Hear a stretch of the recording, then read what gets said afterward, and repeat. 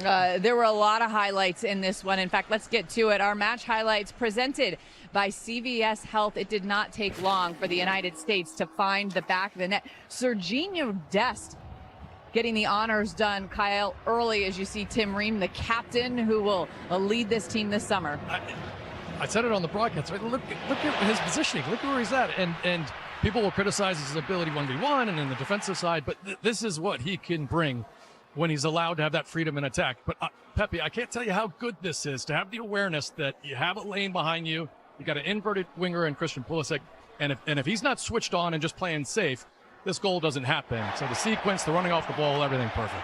You know, Mauricio said this week, Pepe is a killer. He can create something out of nowhere. Here, Dunny, the assist in the 20th minute for Christian. Well, it starts with Alex Freeman, and it's a great awareness run from Ricardo Pepe. It even creates even more space for Christian Pulisic. And then the moment that you think that maybe he's just overhit it, Christian's got that extra burst. He's got the new boots on. He finds the back of the net. And that celebration, to me, was relief. We heard him tell Melissa Ortiz after the game against Portugal that he was willing it effectively into the universe, that he was going to find the back of the net.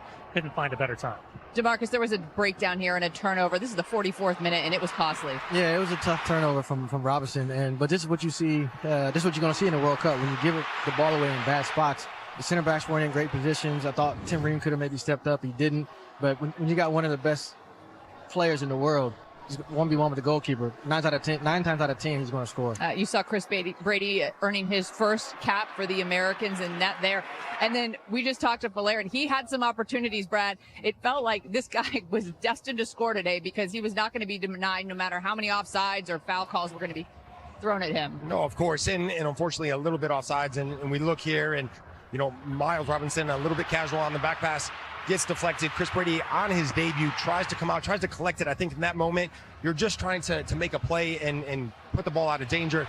I think you need to go with a punch as opposed to trying to collect it and secure it.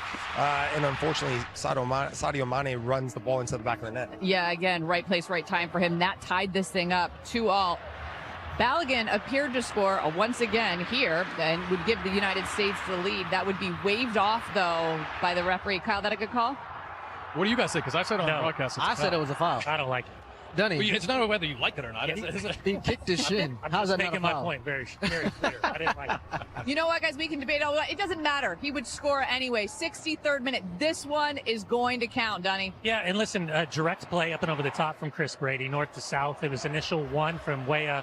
Then he and Weston McKennie open up that back line on that left-hand side. Flo gets his goal and a fantastic finish in the 62nd minute. Look at the smile. It was his 9th international goal. Christian Pulisic hugs it out. A goal and assist for him. Here's your post-game breakdown. Possession somewhat even, although Senegal gets the advantage there. Anything that jumps out to you, Brad? I think, look at the fouls.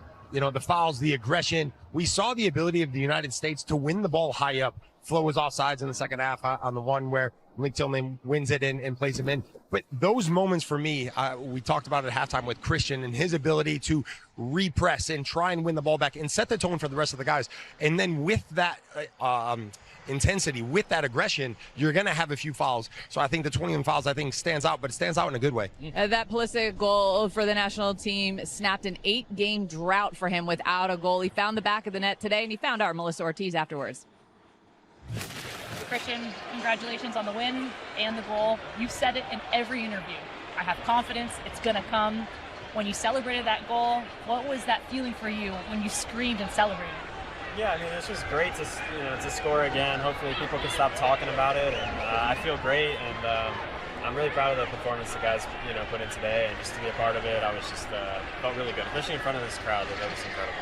How much does this help you and the team scoring goals and building confidence going into the next game against Germany and then also into the World Cup? Yeah, it helps for sure. I mean, this is a really good team as well. I thought we just brought so much energy right from the start. The way we pressed them, the way we created chances. We could have had even more. And I'm really happy with the performance. In what ways do you think the team can improve going into the next game? I mean, I think there's certain areas where we can just clean a couple things up. Obviously, the goals we conceded. But we have to defend all together as a team a little bit better. But all in all, I think it's a really good start. We're going to watch some video and really dial in what we can improve on. Congratulations on the win, the goal. We hope you keep scoring. Thank you. Thank you very much. We'll take a look at this Christian Pulisic goal. Where are all those chumps who said he was washed up? And you brought up a great point, I thought. Who said he was washed up, by the way? The chumps. That's it right there. The chumps did. Kyle, you brought up a good point, I thought, on the game when you were talking about Landon and the best all the time. Did I just call you Dunny?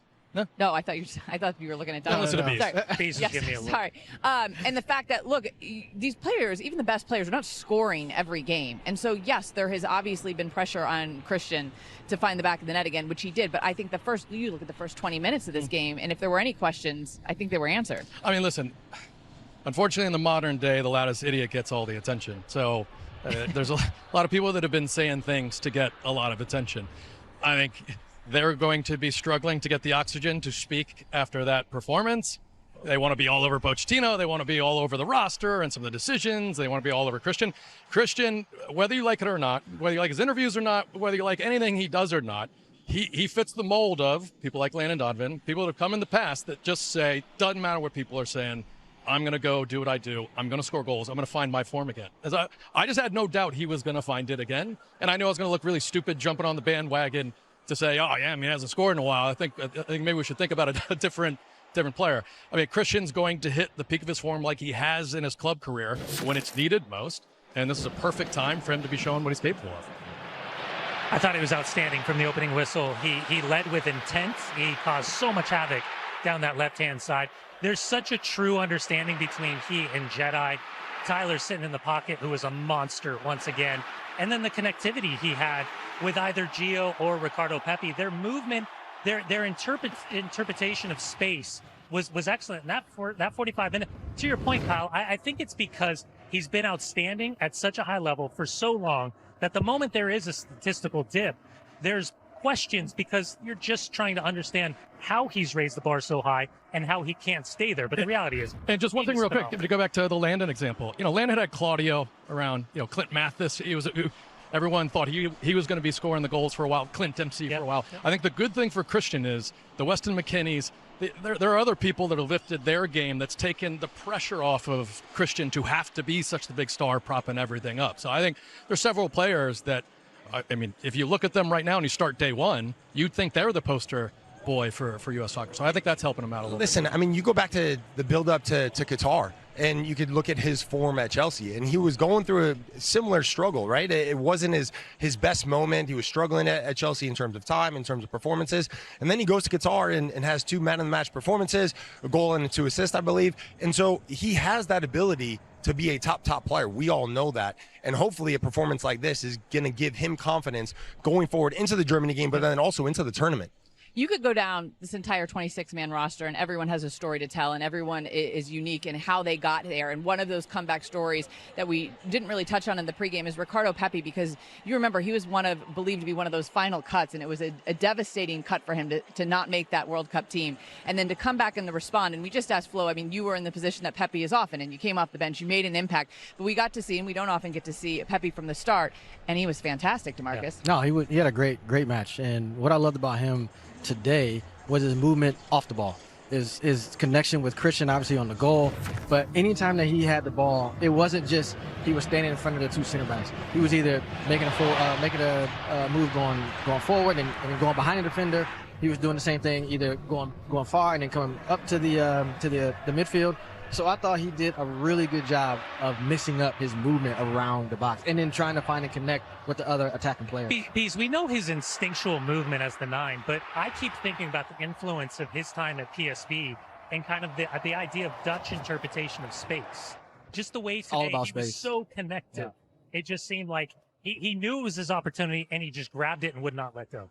We talked about the transition for Senegal at the beginning of the game, but the 9 for the United States is going to have to be able to bring other players into the game. And so when the ball goes into him throughout the entirety of the first half, his ability to bring in Christian, to bring in other players and create and allow our midfielders to then run and beyond, I think is a huge threat. You know what's interesting? I wonder what name you guys would throw out. I can't think off the top of my head of another U.S. striker who has scored as much, performed as much, but is not even thought of being the starting 9 in the World Cup. I feel like there was a while. And that's not a negative. I mean, that's a compliment to Balogun.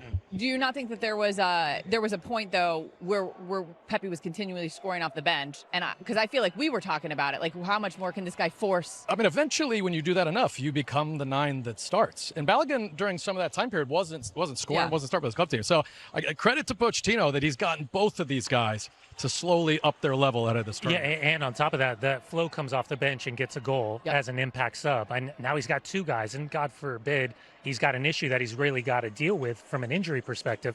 Now he can kind of play contrasting roles in terms of strengths, weaknesses, opponents, all of those things in a short amount of time. And then let me add something. A player that didn't even play today, Haji Wright. You look at the season that he had at Coventry City. I mean, they got promoted to the Premier League.